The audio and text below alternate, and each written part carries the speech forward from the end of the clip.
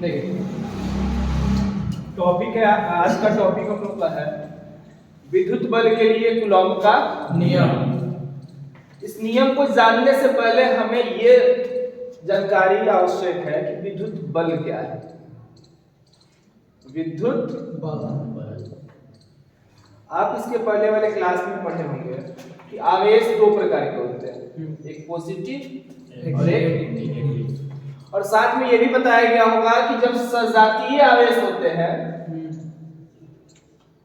सजातीय आवेश तो उनके बीच क्या होता है? प्रतिकर्षण होता है। प्रतिकर्षण होता है।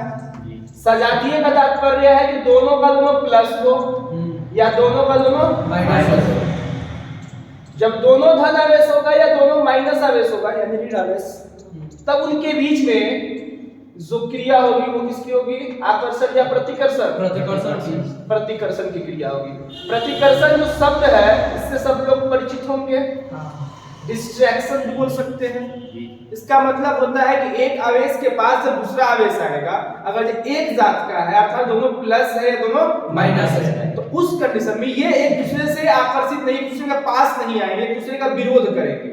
अर्थात अगर आप आवेश को ऐसे लेकर आते हैं पास में, तो ये आवेश उसको पास आने से रोकेगा और साथ ही साथ उसको दूर भेजने का कार्य करेगा। तो इस घटना को हम कहेंगे प्रतिकर्षण। लेकिन यही अगर जो विजातीय आवेश हो जाए,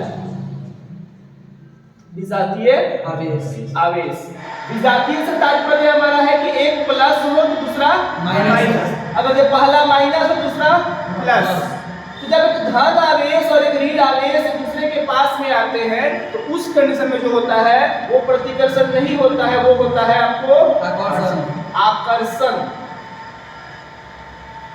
हम लोग क्लास का दुश्मन यही है। पता ना क्या ये लोग है, जब क्लास रिकॉर्ड करेगा ना चलना ही ऐसे चलता है।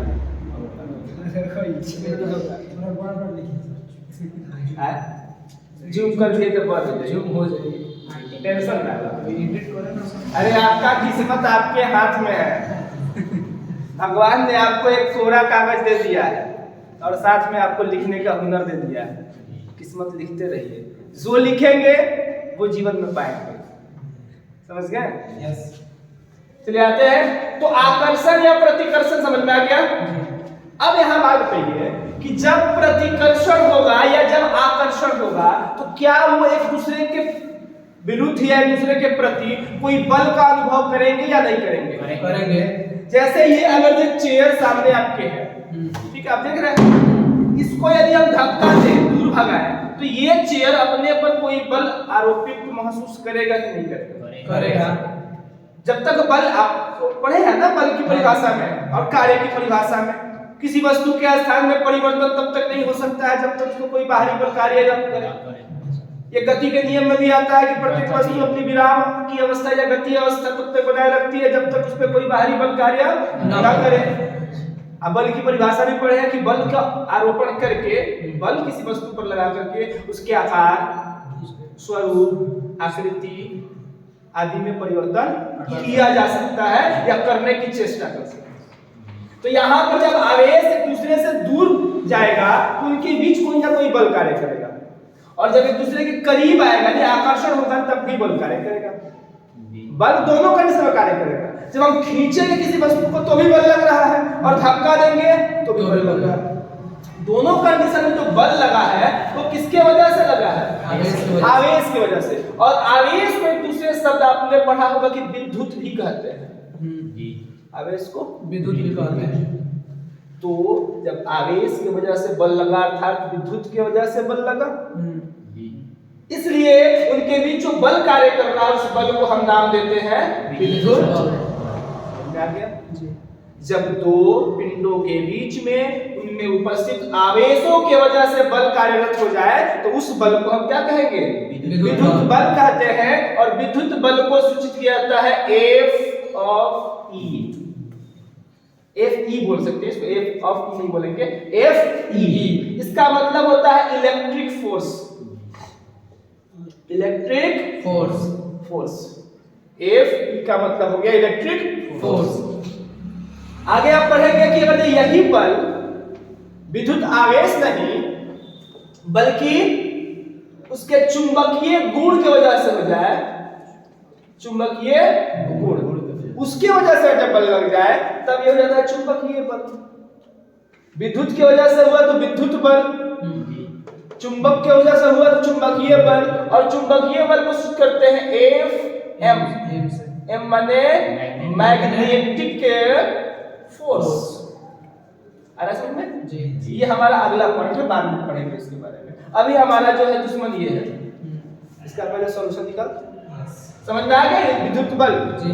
दो पिंडों पर उत्पन्न या दो पिंडों पर अवस्थित स्थित आवेश की वजह से उनके बीच में आकर्षण प्रतिकर्षण के लिए जो बल कार्य करता है उस बल को क्या कहते हैं? विद्युत बल। विद्युत बल कहते हैं। सूचित किससे करते हैं? Fe से। Fe से। Fe का मतलब क्या हुआ? Electric force. ठीक है।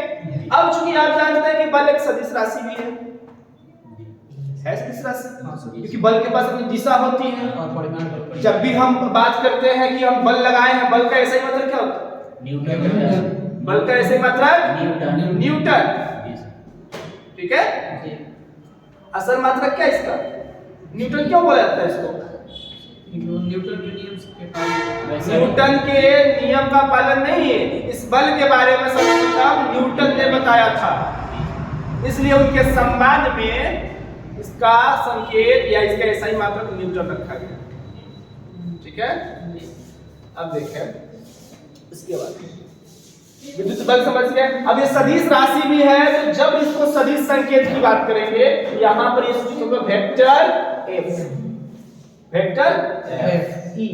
अब यहां ध्यान रखेंगे विद्युत बल का असल सूचक होता है एफ ई, लेकिन कहीं कहीं सहूलियत के हिसाब से इसको केवल एफ भी लिखा जाता है। अब चूंकि आप जो चैप्टर यूनिट पढ़ रहे हैं उस यूनिट का नाम क्या है? इलेक्ट्रोस्टैटिक्स। इसका हिंदी होता है स्थिर वैद्युत, और स्थिर वैद्युत में आप जिस बल के बारे में पढ़ रहे हैं वो आवेश की वजह से है, अर्थात इस पूरे यूनिट में आप जिस बल की बात करेंगे वो बल कौन सा होगा? विद्युत बल। तो ध्यान रखेंगे कि एफ ई तो उसका मूल संकेत है, लेकिन कई बार इसको केवल एफ के नाम से भी जाना जाता है। जैसे नरेंद्र मोदी, नहीं डालेंगे काट देंगे वरना ये पार्टी पक्ष हो जाएगा। नरेंद्र मोदी का पूरा नाम है नरेंद्र दामोदर दास मोदी, यही ना है? लेकिन हम लोग संक्षेप में क्या बोलते हैं? नरेंद्र मोदी। लेकिन कई बार केवल मोदी बोल देने से उन्हीं का संबोधन होता है।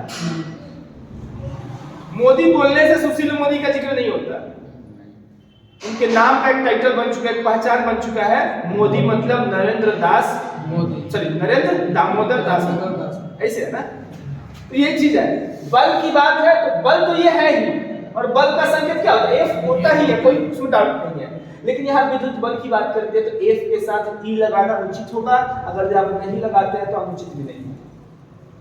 बिना ई लगाए भी आप विद्युत बल को लिख सकते हैं। बस बल है तो एफ रहेगा, बाकी आप बातें समझ चुके हैं, वहां जो लिखेंगे उसका स्पष्ट हो जाता है। अब इस बल के बारे में कि दो आवेशों के बीच में जो बल कार्य करता है उस बल के बारे में सबसे पहले जिस व्यक्ति ने बताया था, उस वैज्ञानिक ने, भौतिक शास्त्री ने, उसका नाम था C.A. कूलॉम। C.A. कूलॉम इसका पूरा नाम आप देखिएगा एबीसी के बुक में दिया गया है, अभी हमको याद नहीं है पूरा नाम, तो C.A. कूलॉम हम लेकर के चलेंगे। C.A. कूलॉम ने सन एबीसी का बुक मिला है क्या? मिला है भारतीय बोल सबके पास, चलो कोई बात नहीं, बता देंगे कभी। इसका डेट भी है, C.A. कूलॉम 1805 में शायद या कुछ ऐसे था, याद नहीं है। ये वैज्ञानिक जो है C.A. कूलॉम, ये थे फ्रांस के, फ्रांस। C.A. कूलॉम कौन है? फ्रांसीसी वैज्ञानिक है जो मूल रूप से भौतिक शास्त्र से संबंधित है, भौतिकी से। इन्होंने सबसे पहले देखा कि जब हम किसी सजातीय आवेश के पेयर पे दूसरे के पास रखते हैं तो उनके बीच में एक बल कार्य करता है, प्रतिकर्षित होते हैं, या विजातीय को रखे तो आकर्षित होते हैं। तब उन्होंने बोला कि आकर्षण या प्रतिकर्षण जिस बल की वजह से हो रहा है वो बल बल, और ये बल का मान अगर ज्ञात करना चाहते हैं तो आपको दो नियमों का पालन करना पड़ेगा। अर्थात विद्युत बल से संबंधित सीए कूलॉम ने दो नियमों का प्रतिपादन किया, जिसे हम कूलॉम का नियम या कूलॉम नियम के नाम से जानते हैं। कूलॉम उन्हीं के नाम से। देखो यही तो आप लोगों का हिस्ट्री है, साइंस का हिस्ट्री यही है कि जिसने खोजा उसी के नाम से देखो, ठीक है। इन सब ने अपना किस्मत खुद ही लिख लिया। अगर यही हम जब खोजे होते तो क्या होता? राजगुरु का नियम होता कि नहीं होता? अभी भी खत्म नहीं हुआ, बहुत सी ऐसी चीजें हैं जिसको हम ढूंढ सकते हैं। हर एक चीज हम अपने डेली लाइफ में देखते हैं ना, उसमें हमें लगता है कि दुनिया जानता है, लेकिन कई ऐसी चीजें होती हैं जो हम पहली बार जान रहे होते हैं और हम इस भ्रम में रहते हैं कि दुनिया जानता है, इस वजह से दुनिया को हम नहीं बताते, और वही चीज दूसरा बता करके उसके खोजकर्ता के रूप में पहचाना जाता है। क्या आप में वैज्ञानिक बनने की क्षमता नहीं है? आप में वो सारी ताकतें हैं। एक स्वामी विवेकानंद जी थे, उनका कथन है, याद आ रहा है, बोलते हैं, कहते हैं कि जगत में जितनी शक्तियां हैं पहले से ही हमारी हैं, वो निहित है उसमें, हम ही खुद को बेवकूफ बनाते हैं। आंख पर हाथ रख लेते हैं और कहते हैं कि अंधेरा है। अगर से आंख पे हाथ रखते हैं तो मेरी गलती है ना, लाइट तो है ना संसार में, सूर्य प्रकाश दे ही रहा है, लेकिन हम अंधेरे के लिए रोते हैं और आंख जो है खुद से बंद किए होते हैं। तो अगर से आपको अपना लाइफ सुधारना है तो उसके लिए आपको काम करना पड़ेगा। क्या एपीजे अब्दुल कलाम जो भी महान व्यक्ति हैं, 5 तत्वों के अलावा कोई छठा तत्व है क्या उसमें? क्या उनके रगों में काली खून दौड़ती है, नीला खून है, सफेद खून है?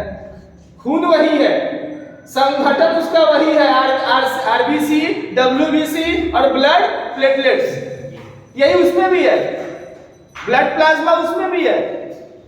तो हम उनमें ऐसा नया क्या है? कुछ नया नहीं है। लाइन याद रखिएगा कि विजेता कोई नया काम नहीं करता, बस वह आपके काम को ही नए ढंग से, एक बेहतर ढंग से करता है। और जब सबसे अलग कीजिएगा तो सबसे अलग दिखिएगा, नहीं तो आप भी वही दिखिएगा जैसा लोग दिख रहा है। ध्यान रखिए। आते हैं पॉइंट पे। कूलॉम का नियम कितने हैं? दो नियम है। पहला नियम कहता है, नियम को ध्यान से सुनेंगे और समझेंगे, पूरा नियम हम बोर्ड पे नहीं लिख रहे हैं, किताब आपके पास है, उस किताब में मिलेगा, आप किताब निकालिए और उसे देख सकते हैं। कूलॉम ने नियम को बताने के लिए 2 आवेशों का प्रयोग किया था। पहला आवेश उन्होंने लिया था Q1, पहले आवेश का नाम दिया Q1, और दूसरे आवेश का नाम दिया Q2, जो एक दूसरे से r दूरी पर स्थित थे। इनके बीच की दूरी क्या थी? r थी। अब उस कंडीशन में इनमें जो इनके बीच में क्रियाशील बल होगा, विद्युत बल, वो कौन कौन सी बातों पर निर्भर करता है, इसी को आधार बनाकर कूलॉम महाशय ने कूलॉम का नियम दिया। पहले नियम में वो कहते हैं कि यदि दोनों आवेशों की बीच की दूरी को नियत रख दिया जाए, ठीक है, दोनों आवेशों की बीच की दूरी को नियत रख दिया जाए, आवेश के मान बदले कोई दिक्कत नहीं है, दूरी ना बदले, हमेशा दूरी समान रहे, तो उस कंडीशन में इनके बीच जो लगने वाला बल होगा, यानी वेक्टर F, अभी मैंने बताया आपको कि वेक्टर Fe लिखे या वेक्टर F लिखे, बात एक ही है। तो वेक्टर F या वेक्टर Fe का जो मान होगा, कहता है कि ये दोनों आवेशों के बदल रहे मान के समानुपाती होगा, सॉरी, आवेशों के बदल रहे मान के गुणनफल के समानुपाती। एक लाइन में फिर से सुने, यदि 2 आवेशों के बीच की दूरी को नियत रखा जाए तो उनके बीच लगने वाला विद्युत बल उन आवेशों के परिमाण के गुणनफल के समानुपाती होता है। अर्थात Fe वैरेजेस हो जाएगा Q1 गुणे Q2। अरे बात समझ में?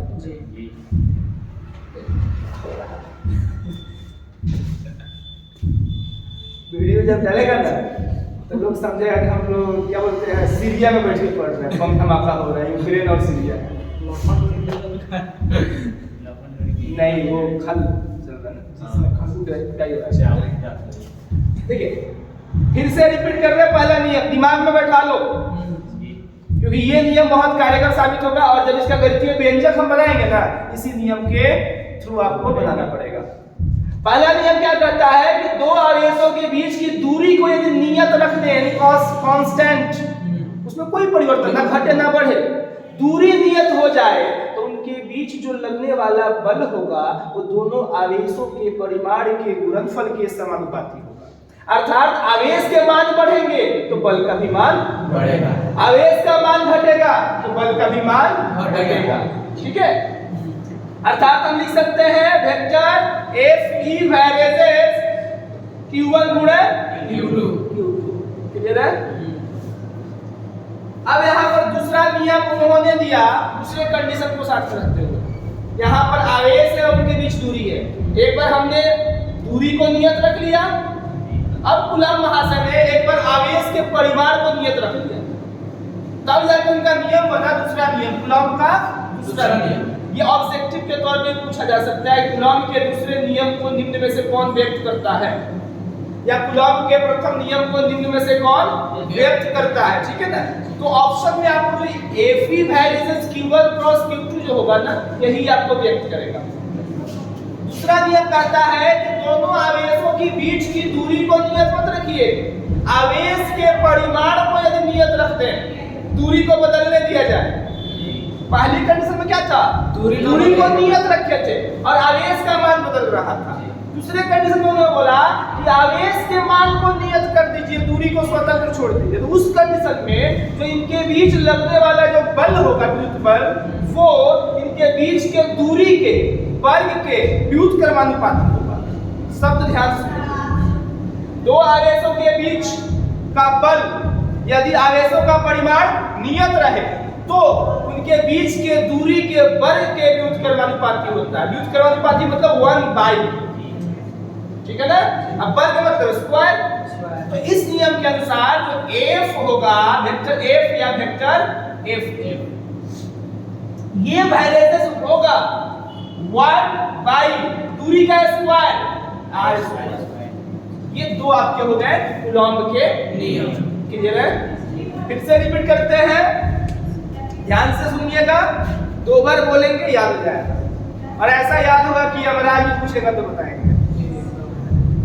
पहला, दो आवेशों के बीच की दूरी को यदि नियत रखा जाए तो उनके बीच कार्यरत विद्युत बल का मान आवेशों के परिमाण के गुणनफल के समानुपाती होता है, यानी F वेरिएसेस Q1 into Q2। Clear है?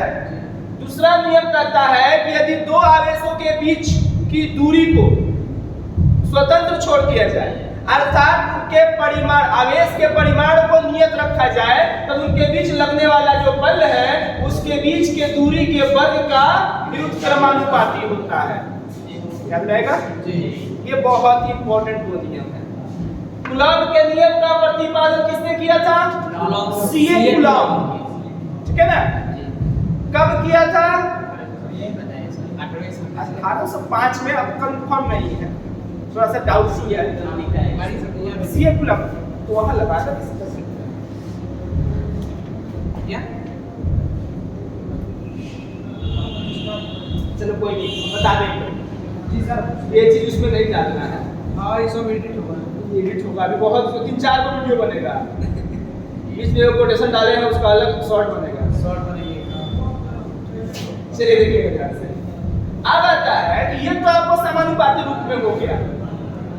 अब हमें करना ये है कि कोई सवाल बनाने के लिए, आंकिक प्रश्न बनाने के लिए कूलम्ब के नियम का हमारे पास गणितीय व्यंजक होना आवश्यक। यहाँ से समानुपाती ही ना है, लेकिन हम गणितीय में मान निकाले, आंकिक मान निकालते हैं, तो उसके लिए हमारे पास कोई फॉर्मूला होना चाहिए, और फॉर्मूला बराबर में होता है, समांतर में नहीं होता। तो ध्यान रखेंगे, जब ये F इनके समानुपाती है, ठीक है, और यही F इसके समानुपाती समानुपाती है, दोनों को गुणा करते तो f जो है वो इसके समानुपाती होगा कि नहीं? q1 गुणे q2 बटा r स्क्वायर के समानुपाती होगा कि नहीं होगा? अगर से मेरा दोस्त श्रीश है और मेरा दोस्त अंचल है तो दोनों आपस में दोस्त हो सकते हैं कि नहीं? होंगे नहीं, लेकिन हो सकते हैं कि नहीं? हो सकते हैं। हो सकते हैं ना। वर्ड का प्रयोग सोच समझ के हम किए। हो सकता है कि तुम लोग दुश्मन हो जाओ, लेकिन चांसेस तो है ना। तो अब यहाँ देखो ये चीज बनता है एफ वैरेजेस। अब वैरेजेस को हटा के बराबर लाना है, ठीक है? तो इसका फार्मूला बनता है, इसका गणितीय व्यंजक बनता है F equal to Q F is equal to 1 by 4 pi epsilon 0 गुणे Q1 गुणे Q2 बट्टा में R स्क्वायर। ये पूरा आपका परिमाण का व्यंजक है, उनके बीच लगने वाले बल का मान है। अब इस व्यंजक को हमें इनके द्वारा डिराइव करना है। डिराइव का मतलब व्युत्पन्न करना, बनाना है। उसके लिए हमें पूरा पैराग्राफ बनाएंगे, इसमें सॉल्व करेंगे कि आखिर ये कहां से आया, ठीक है ना? जल्दी बताइए, रोक दीजिए यहीं पर।